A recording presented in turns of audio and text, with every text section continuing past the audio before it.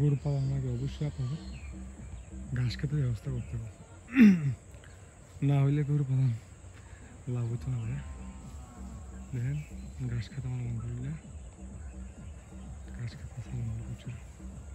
আপনার অবশ্যই গরু পালন আগে ঘাস খেতে ব্যবস্থা থাকতে হবে, না হলে গরুতে লাভবান হবেন না আপনারা।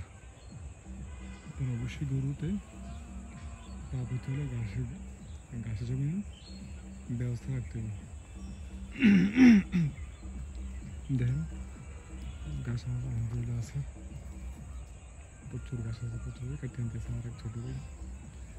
আমার খেতে এগুলা নিচ্ছে।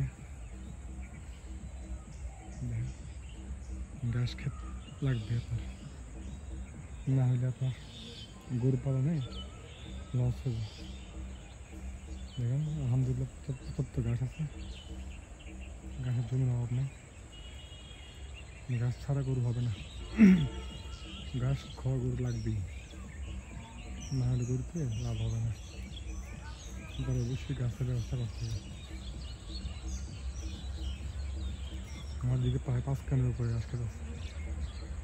দেখেন ওই যে ছেলে দাঁড়া আছে এদের পর্যন্ত ঘাস খেতে আমার। গরু পালতে হলে অবশ্যই ঘাস খেতে ব্যবস্থা থাকতে হবে, না হলে গরুতে আপনার লাভ হবে না।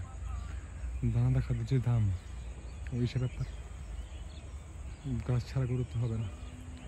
দুবেলা দানা খাদ্যের পাশাপাশি আপনার ঘাস লাগবে, তাহলে গরুতে লাভ হবে, লাভ করতে পারবেন।